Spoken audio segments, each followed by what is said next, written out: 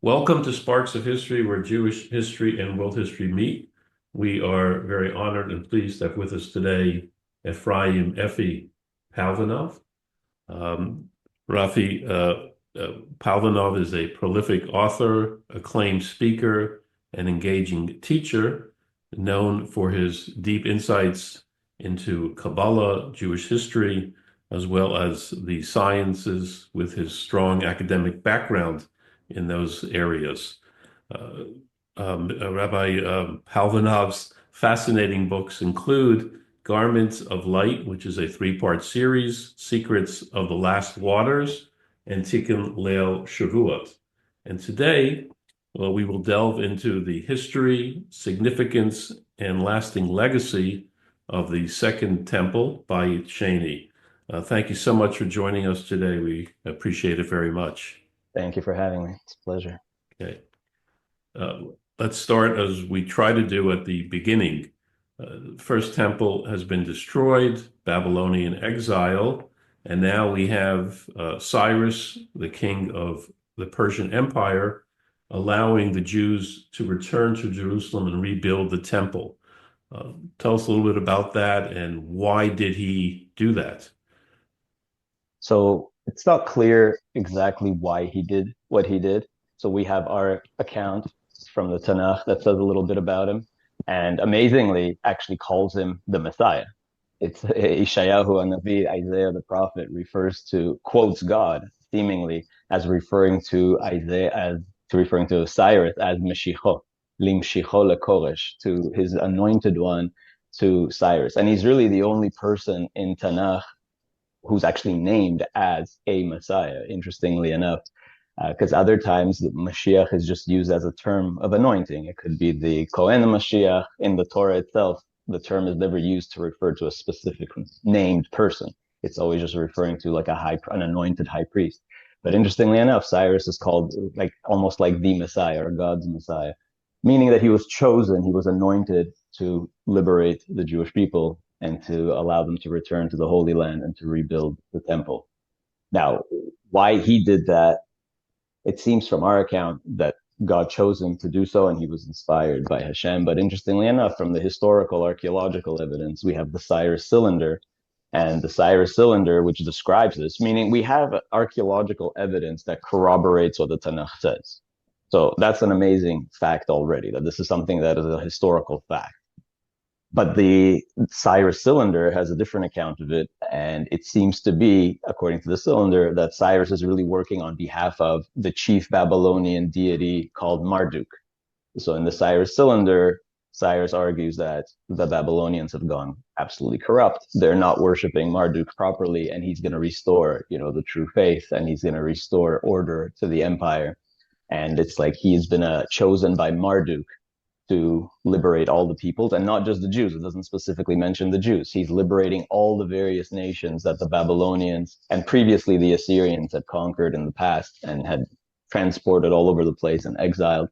And he's permitting everybody to go back to their homes and to rebuild their temples and so on. So it's a little bit of a different perspective on it. Of course, it could just all be the same. It could be that Cyrus is referring to Hashem as essentially Marduk, kind of paralleling these chief deities, referring to the Babylonian chief deity of the Babylonian pantheon, who is their god of creation, and just using a name that would be familiar to his audience, which is Marduk.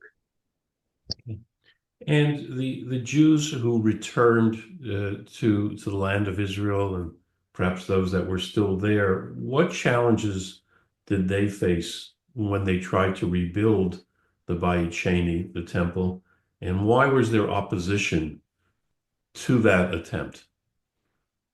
So the main opposition came from the Samaritans, the Shamonim. And again, there's two different accounts. There's our perspective from the Tanakh. If you ask the Samaritans, they have a very different account of the same episode. So the Tanakh describes Nehemiah and the leadership at that time of going against various or having a conflict with various Samaritan leaders like Sanballat and so on.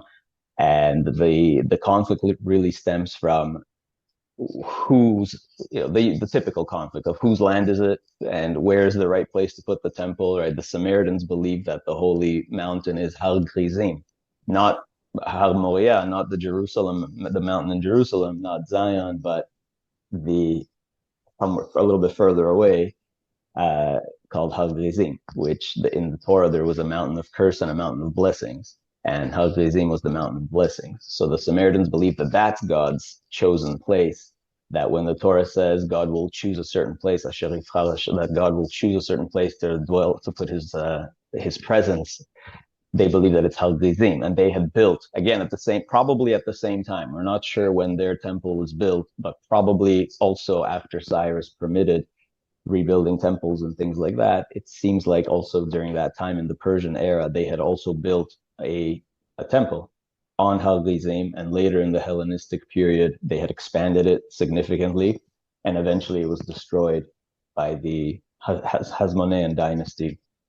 So they had a different perspective on who they didn't like the fact that these returning Jews are coming and building a temple in Jerusalem, which is really competing with their place of worship in Har Grizim.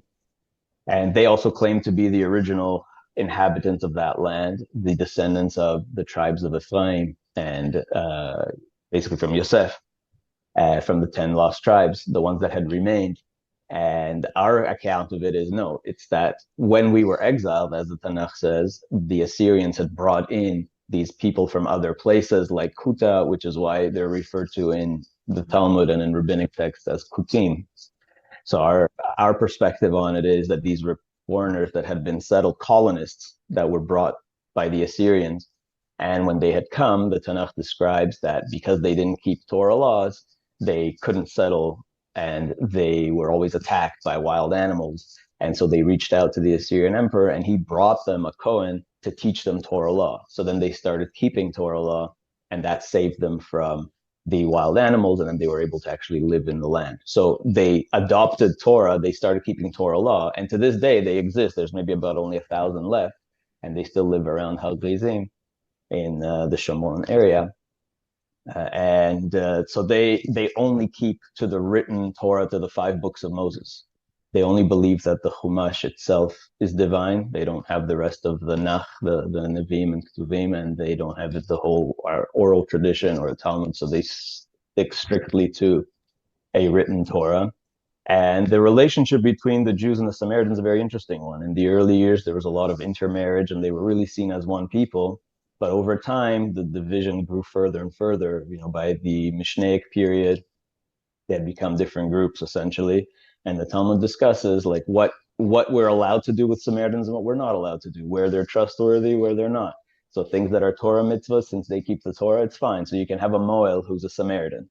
That's trustworthy because they also do circumcision and they also keep the Torah, so that's fine. But then certain things we don't do with them. So the main opposition in building the second temple came at that time from the Samaritans. And this struggle between the Judeans and the Samaritans actually continued for centuries. And who were the Jewish leaders at the time? Who led the rebuilding? And how did that all happen? How did that transpire, the actual building of the second temple, the Bayit Sheni? So there was a number of waves of Jewish migration from Babylon back to Israel, right? So Nehemiah was one, Ezra was another. There was a number of leaders that brought groups of Jews back. It wasn't so many, actually. The majority of the Jews remained in exile.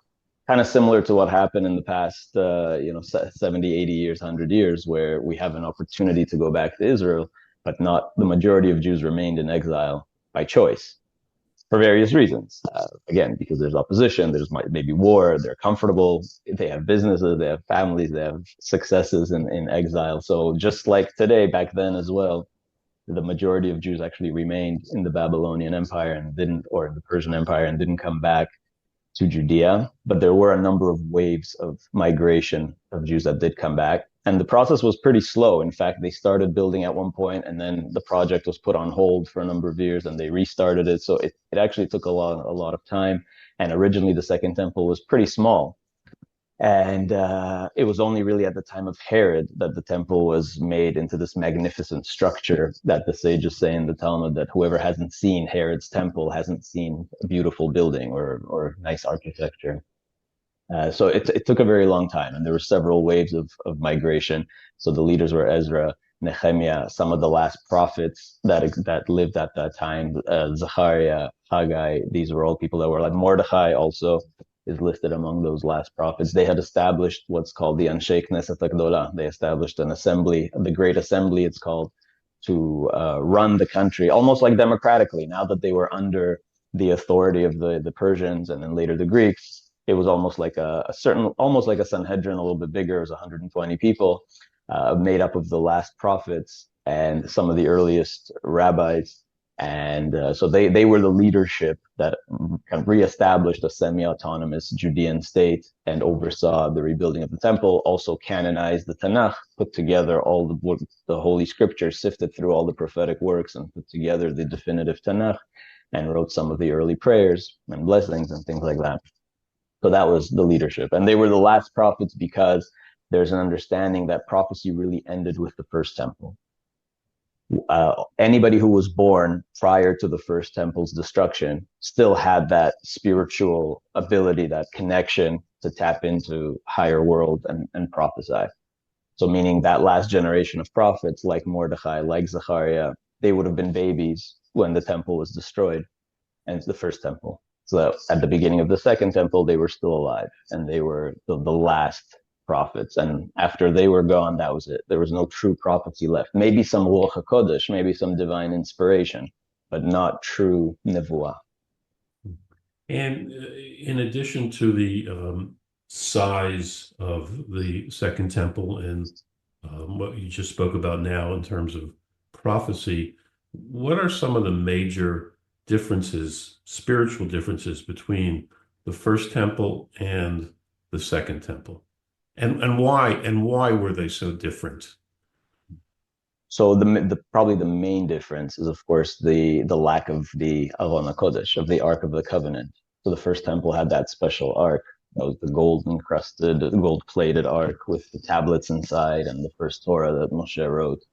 So that was missing from the second temple. And it's still a mystery to this day where the Ark of the Covenant is. There was recently news, maybe you heard about the CIA using remote viewing, and apparently claims that those remote viewers had seen the Ark somewhere in Israel or in that area in the Middle East, still in hiding. And we have our own Jewish traditions of where it is. Maybe it's somewhere in the Temple Mount. Maybe it's somewhere else in the Jerusalem area. There are all kinds of theories to where the Ark of the Covenant is, but nobody knows for sure. The belief is that when Mashiach comes, he will restore it to its rightful place. So again, that's also connected to the loss of prophecy, because some also say, what was it about the temple, the first temple, that allowed prophecy to exist? Some say it's actually specifically the Ark of the Covenant, that the Ark of the Covenant was that conduit, the receiver. And without the Ark of the Covenant, once that was lost, nobody had true prophecy anymore. So that was the key difference between the first and second temple was the missing Ark of the Covenant. So in the second temple, they had just the stone, which is presumably where the Dome of the Rock is today. Again, there's some different opinions exactly where the temple stood, but the Dome of the Rock that the Muslims built much, much later in history, in the 7th century of the Common Era, that was built over that rock, which in Jewish tradition is called Even Shtia or Even Hashtia, the foundation stone, basically like the center of the cosmos, the point from which God began creation. And so the Muslims later built the Dome of the Rock on top of that, where the second temple stood. And so in the second temple, the belief is that the Kohen Gadol, the high priest, instead of bringing the incense before the Ark of the Covenant, as he would have done in the first temple, it was just a stone that he would lay the special incense on just that particular stone. So that was the major difference between, probably the key difference between the first temple and the second temple. The other thing is, though, important thing to note is that in the first temple era, when you read the Tanakh, there are many periods, maybe even the majority of the first temple era, where the temple wasn't so holy because it had been polluted by idols.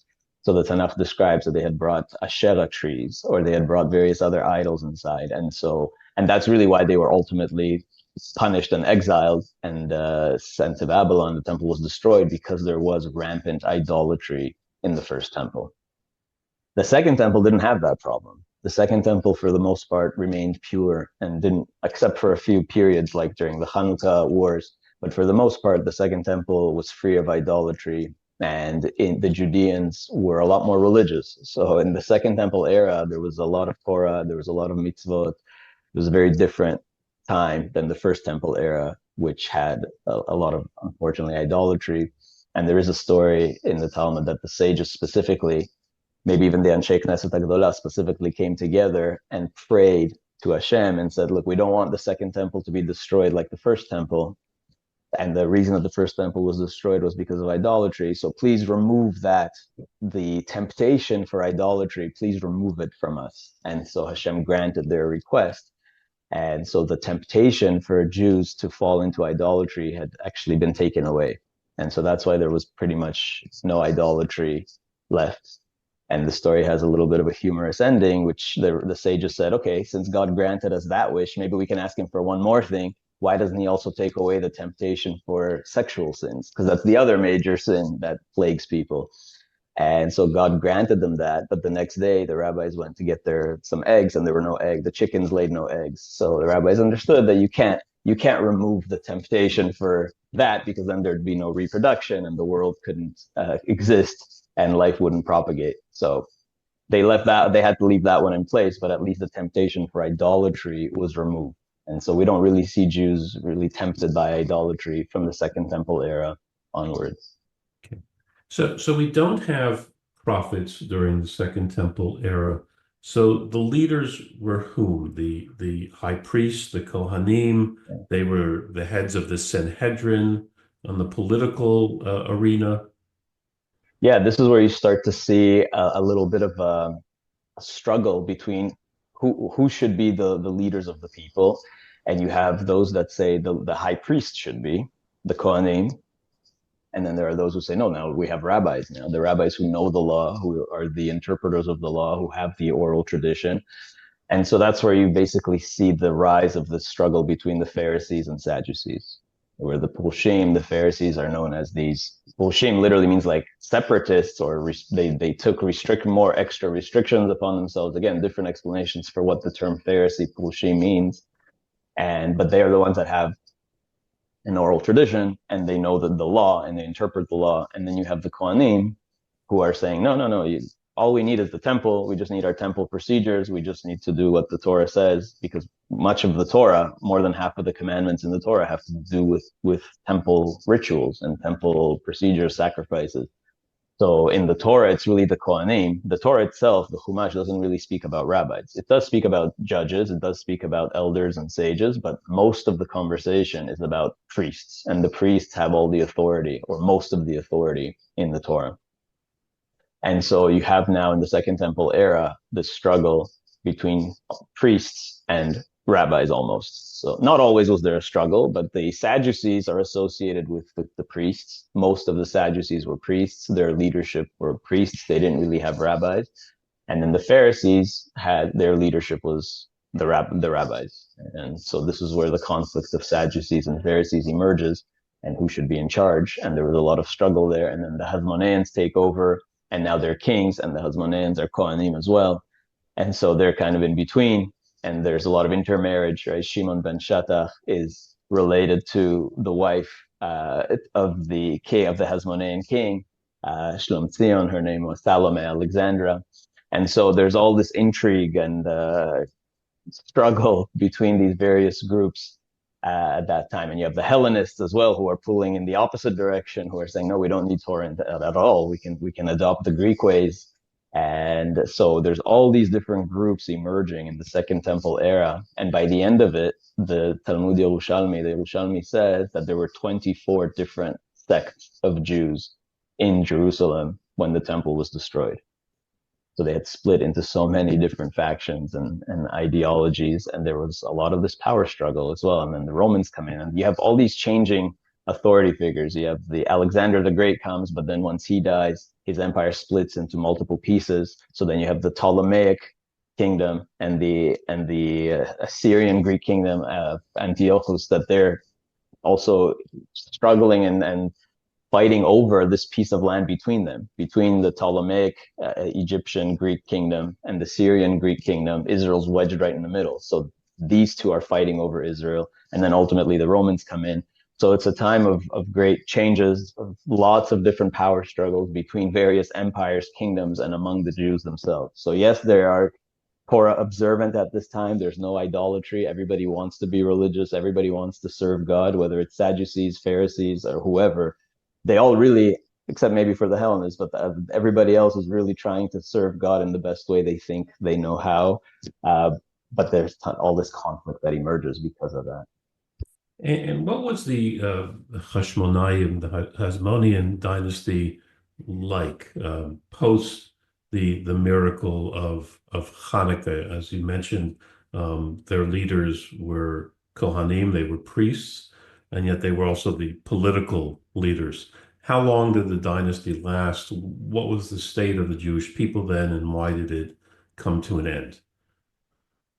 So it's interesting that the Maccabees, like Yehuda Maccabee, was really just Yehuda, one of the five sons of Matityahu. Matityahu is this priest, is a Cohen. He has five sons. Yehuda is they each have a nickname, actually. In the book of Maccabees, each of them have their own different nickname.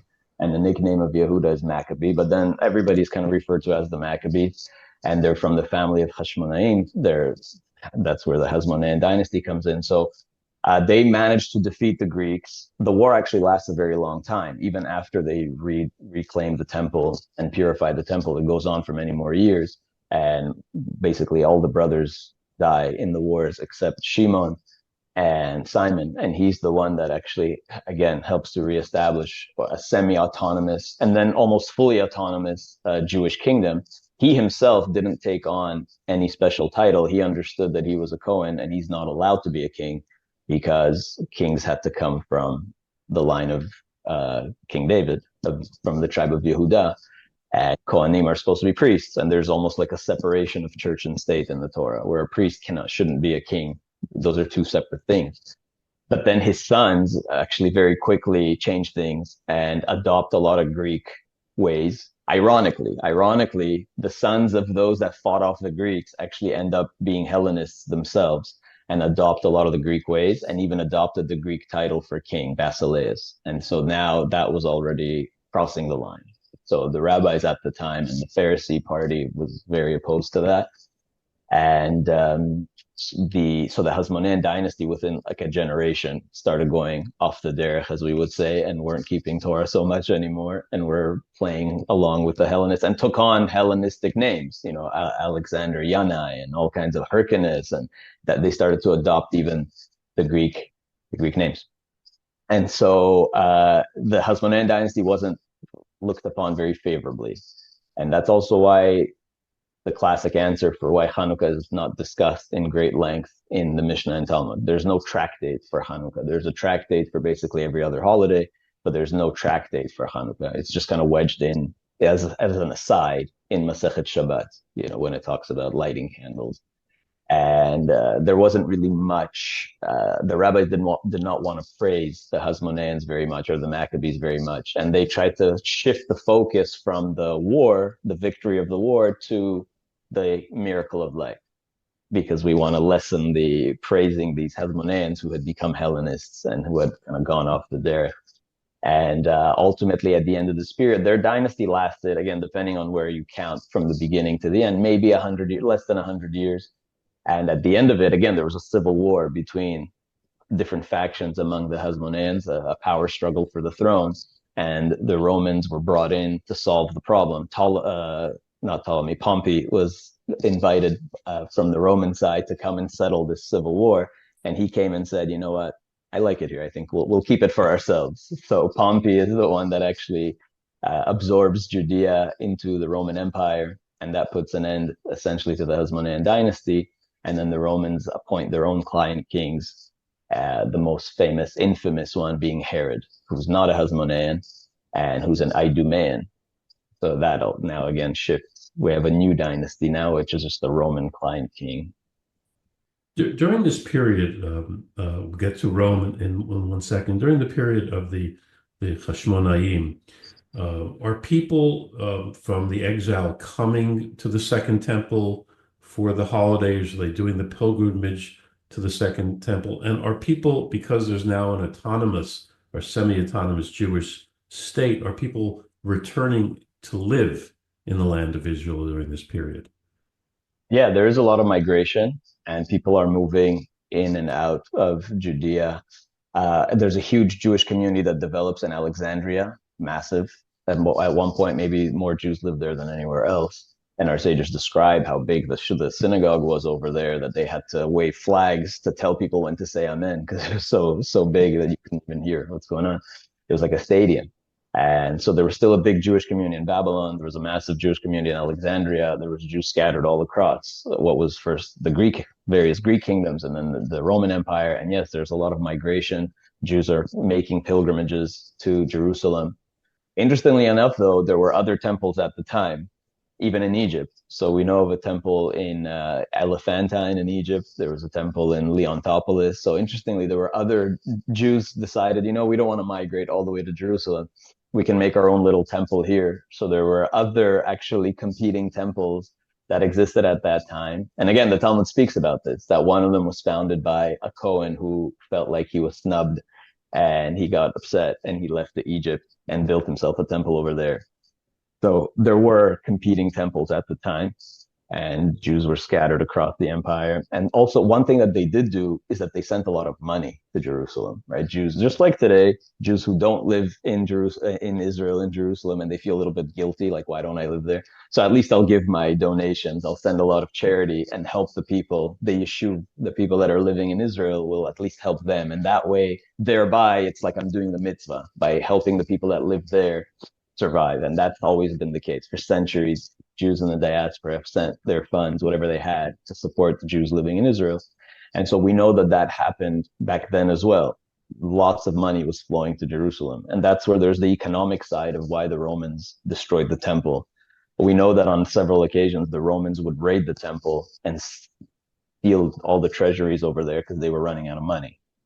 And ultimately, when they destroyed the temple, because it was right after the year of the four emperors where they had again a civil war among the Romans, and the temple was destroyed. The Great Revolt, the Judean Roman War, was in the context of this wider Roman struggle, and they were bankrupt. And so the Flavian dynasty destroyed the temple and took all those riches back. And the Arch of Titus in Rome, of course, depicts this, all the temple riches coming to Rome. And even we have an inscription was found in the Colosseum that they believe says that the Colosseum was built with the funds that were brought from Jerusalem. Again, there's a little bit of irony there, that the money from the Holy Temple was used to build this idolatrous pagan stadium in Rome. So there's also like an economic side to this. The Romans knew that there was so much money being sent to Israel and to the Jerusalem temple, and that was one of their key motivations for actually destroying the temple and bringing all those riches back to Rome. And a little background about King Herod, who you mentioned before, the context of how he becomes King Herod, who he was, what were his motivations, and how did he fit in with the local pure Jewish population at the time?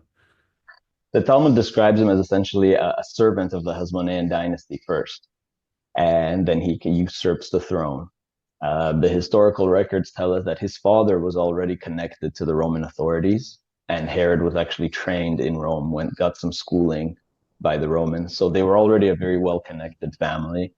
And the Roman Senate actually voted Herod in as the new king, the Roman appointed king of Judea. And again, the rabbis opposed it because he wasn't even really an Israelite or a Judean.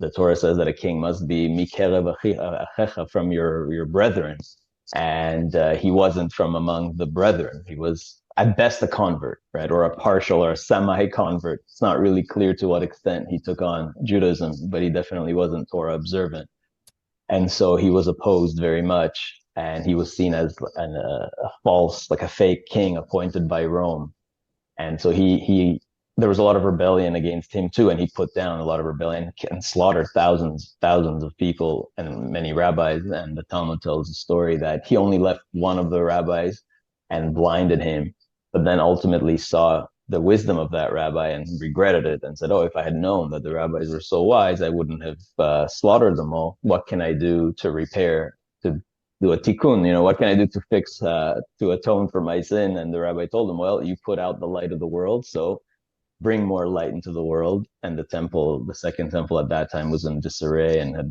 fallen apart and was in disrepair. So Herod took on this massive building project and turned it into this amazing, great temple, the greatest that the Roman Empire had seen.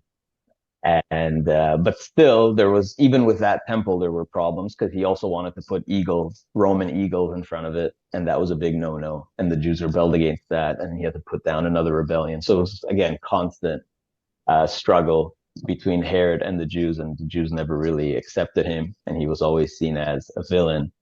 And that rubbed off on Christianity too, because Christians see Herod as this villain who wanted to kill all the babies and kill baby Jesus. Well, there's no historical evidence for that story, but there is such a legend, you know, in Christian texts as well, that Herod was like mirroring the older story from the Torah about Moses and Pharaoh, just like Pharaoh wanted to drown all the babies to prevent the Redeemer to be born. That story was used, that model about Herod and Jesus as well. So you can just to illustrate how he was universally reviled and hated at that time. And there was all these stories and legends, some true, some not true, about how evil he really was. And how do we go from Rome relying on a king like Herod to control the population, bring stability, bring money to the coffers of Rome? How do we move to where Rome says, enough, we're going to take direct control and see what happens? Yeah, they didn't take direct control officially until basically when the temple was destroyed. The Romans, again, they had to play the game of politics. You have to try to appease the population and give them a sense of some autonomy. So you say, okay, you have your own king, you have your own Sanhedrin. There's certain things that you can do. There's certain things that you can't do. You know, the rabbis weren't no longer, the Sanhedrin was no longer allowed to exercise capital punishment. That could only be done by the Roman authorities. But they gave them some control over the population. So the Sanhedrin was active. We did have our own Nasi as well, the president of the Sanhedrin. And there was this Roman appointed king. So it was like a period of, again, semi-autonomy. And the taxation was, of course, a huge problem. The Romans were taxing the Jews. The Jews didn't like that. Nobody likes taxes, but this was also extreme. And again, all these things you will find described in Josephus, also in the New Testament. This was the talk of the day. What do we do with all these taxes? Do we pay tax? Are we supposed to pay tax? Do the Romans have the authority to tax us when we're living on our own land? And so there were all of these issues, and the Romans had to deal with it. And they didn't succeed because there was at least three wars, three revolts, Roman Jewish wars. And ultimately, the Romans got fed up with it and tried to extinguish Judaism entirely. So by the Bar Kokhba revolt, which was the third one, they had completely just flattened Jerusalem, like salted the earth, renamed the whole place. It used to be Judea always, and then they renamed it to Palestina and attached it to, it was no longer even its own province. They attached it to the province of Syria. So it was then called Syria Palestina, because the Romans attempted to completely extinguish Judaism. And the Talmud says that it was at this time when Rabbi Akiva lost 24,000 students. So we often believe the way it's typically said is that they died from some plague, right? But if you actually look at the early sources and put two and two together, they didn't die from a plague. The Geonim actually suggests that they died from a shmad, they were actually destroyed, they were killed, and it was probably in the context of this final Bar Kokhba revolt, where Rabbi Akiva himself lost his life for it and was executed by the Romans. And the Talmud says that he had 5 students left, and those 5 students were the ones that revived Judaism. And had it not been for them, Judaism would have been lost. So the Romans went all out and tried to ultimately extinguish all of Judaism, because they just couldn't manage controlling the Jewish people, the Jewish population. But ultimately, again, another irony of history, is that, of course, the Romans adopt a lot of the same Torah laws and eventually becomes a Catholic empire and essentially comes to believe in the divinity of the Torah too. If they add the New Testament, yes, but now they actually adopt the Old Testament and believe in the same God with an intermediary, but ultimately they believe in the same God. And so it's another one of the great ironies of history. And even the Romans admitted this, that the conquered have given laws to the conquerors. Right? The Romans ultimately almost became almost semi-Jewish. They also adopted the Torah. They adopted Hashem. And I argued in the past that that's Esav trying to reclaim his birthright. Because we refer to the Roman Empire as Edom, as Esav, as these, if not biological descendants, spiritual descendants of Esav. And Esav sold his birthright to his brother Yaakov, to Jacob. And it's almost like the Roman Empire, Esav, Edom, is trying to reclaim its birthright and come back to Hashem in some way. Were they cognizant of that? Do you find that in Roman writings, this idea that we are the descendants of Esav and we're the true chosen people? Was that their claim? I don't think so. I don't think so. I don't think I've ever seen that. I don't think they knew anything about this. Maybe they did. There were some Romans who did learn Torah and converted, like Onkelos being one. And actually, there were many at the time. There were many Romans converting to Judaism. Judaism was wildly popular. And sometimes the Romans even had to ban the conversion to Judaism. And there were times when they expelled Jews from Rome. All Jews had to be expelled from Rome because they were doing too much of this Judaizing, and there were too many proselytes to the Jewish faith. And the Romans didn't like it. And they didn't like that Jews didn't work on Shabbat. And they taxed them for it. You had to pay this fiscus judaicus, like a Jewish tax, so that you don't have to work on Shabbat, and so you don't have to appear in court on Shabbat, and various other privileges that you would have for if you're a Jew, but you'd have to pay a big tax on it. And there were so many Romans converting to Judaism that they didn't know how to stop it. So there were a lot of Romans learning Torah, yes, and adopting Judaism, but were they aware of this connection? I don't think so. Not to my knowledge. I think it's more of a spiritual thing. Right. And on the spiritual vein, Jewish tradition posits that the destruction of the Second Temple was a result of sinat chinam, of needless hatred between one Jew to another. How do you understand that? And why that? Why sinat chinam? And how does that play out in Jewish history going forward from the Second Temple? Yeah, so as we were saying earlier, the first temple had all this like idolatry and they were violating Shabbat and all these things, but the second temple didn't have that. The people were, for the most part, actually religious. Maybe they had different understanding of what it means to be religious, but certainly they kept what's in the Chumash, the written Torah, whether they were Sadducees and Pharisees or whoever, the written Torah, everybody kept. And so that there was no issue of idolatry there. But because there were different understandings of how the Torah should be interpreted and followed, it led to all these different cults or different sects, whoever it was, Sadducees, Pharisees, and there were Essenes. The Essenes are a fascinating community who kind of detached from the Sadducees, but also had a lot of Pharisee influence too. They did have certain oral traditions and oral Torahs. And they actually pioneered a lot of the practices that we do today. Some of the most ancient customs that we have, the evidence seems to be that it was the Essenes that did it first.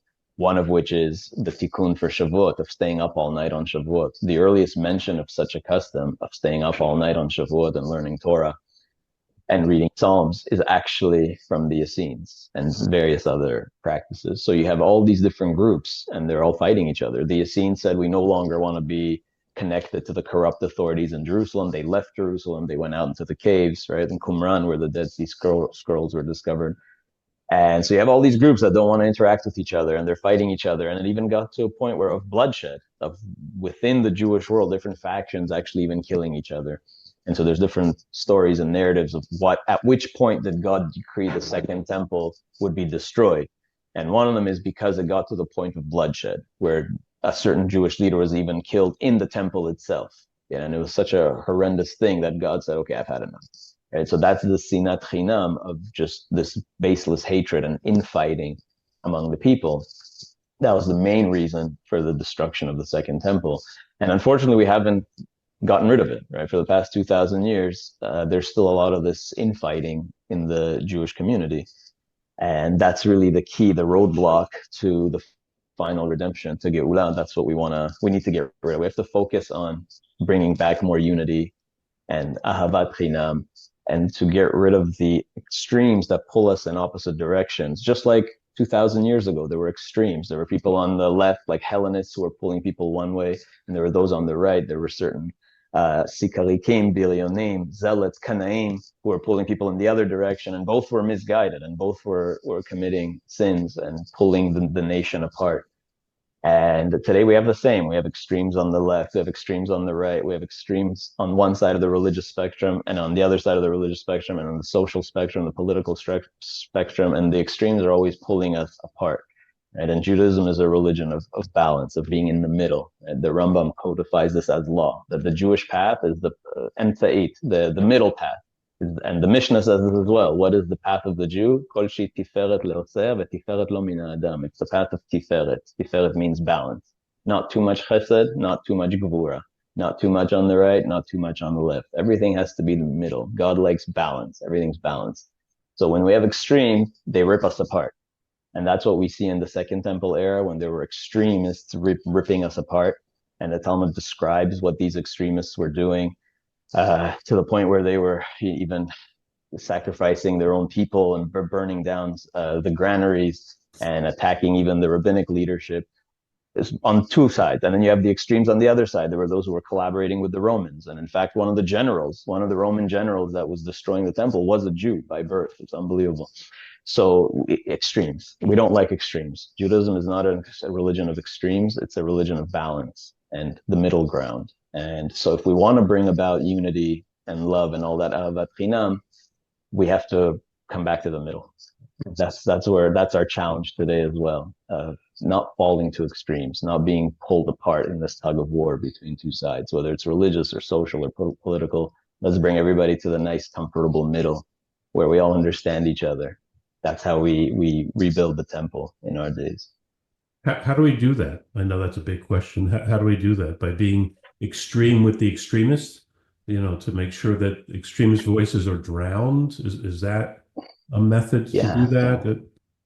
I think it starts with education. I mean, that's why I try to do what I do, and I get some flack for it and a lot of criticism, but you got to call out those extremes that have gone too far away from the Torah.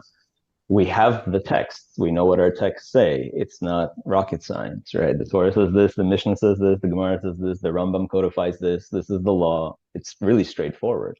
So when certain groups are doing things that are not in line with the law, whether the letter of the law or the spirit of the law even, but they're not doing, there are things that are being done today, again, on both sides of the religious spectrum and social spectrum, that are anti-Torah, that the Rambam would have been horrified if he would have seen it. So we have to call this out and say, hey, this isn't real Torah. Right? That's not allowed. Right? This is false. Our ancestors said these are pagan practices. Why are we doing these things, right? And then why are we encouraging these things? These practices that are false practices shouldn't be encouraged or perpetuated. And if there are yeshivas or schools that are teaching this ideology, then we have to, again, starting with education, explain it to them. But if that doesn't work, then what else can you do? You got to detach from those types of institutions. Otherwise, they keep perpetuating themselves over and over again, and we'll never have the Geula, the redemption that we want. Okay. Well, was the towards the end of the Second Temple, was that a period of heightened messianic anticipation? And when you look through the whole roadmap of Jewish history, was it more during that time than other times? And where are we holding right now in terms of messianic anticipation? Is there too much? Is there too little? Or are we trying to get to a balanced approach towards this? There have been a few periods in Jewish history where there was this messianic anticipation was extremely high and dangerous. Probably the most was at the end of the Second Temple era. And Josephus describes a number, at least half a dozen, maybe more, of potential messiahs. And none of them is Jesus, by the way. He does not mention Jesus, but he describes many other potential messiahs who led sometimes large movements of thousands of followers and ultimately failed. Even one, interestingly enough, even one Samaritan messiah. Josephus describes one of the Shomronim. The Samaritans had a messiah too, and he had thousands of followers, and the Romans had him executed. Very interesting. So there was definitely at that time anticipation. People were fed up with all the Roman oppression and all the problems that were plaguing the world and the Jewish world, and they were ready for, let's bring back the Messianic, the Davidic line. Let's bring back the kings of the righteous kings of Israel, like we had in the good old days. So there was a huge, definitely huge messianic expectations, anticipation, and that played into the war. And people thought this war against the Romans 2,000 years ago was Gog Magog, was the prophesied Armageddon. And at the end of it, Mashiach would come, and it didn't happen. And then in the next generation, again with Shimon Bar Kochba, many saw him as the Messiah. In fact, Rabbi Akiva declared him as the presumptive Messiah of the generation. And he got really close, by the way. Of all the messianic pretenders in history, Shimon Bar Kochba probably was the closest to actually doing what the Messiah needs to do, which is to defeat the oppressors of Israel and to rebuild the temple. He did that. At one point, he managed to expel the Romans from Israel until they came back stronger with more legions, and he did clear the Temple Mount and start rebuilding the temple. There's even I saw one opinion that might have been the original Lag BaOmer. The original day of Lag BaOmer may have been the holiday that Shimon Bar Kochba declared for when, again, the Romans were kicked out and the Temple Mount was cleared and they started to rebuild the temple, similar to the Hanukkah story earlier. But unfortunately, it didn't work. And then, of course, Rabbi Shimon Bar Yochai revealed the mystical teachings of Judaism on Lag BaOmer later on in the following generation. And that was almost like a spiritual rectification for Bar Kochba. And those mystical teachings are supposed to help us understand the Messianic age and do what we have to do to bring about that Messianic age. So 2,000 years ago was a time of huge Messianic fervor. Also in the 1600s with Shabtai Tzvi, that was another major one. And today we are living again in this time where there's so many problems in the world that it's not easy. It's not hard to see why people really are yearning for Geula. There's just life has become extremely, extremely difficult, and there's so many trials and travails and tribulations, and people want redemption, salvation, and the Jewish people in particular. When we see what's going on in Israel and all over the world, and the wars and the anti-Semitism and the Hamas, so there's a deep yearning for Mashiach.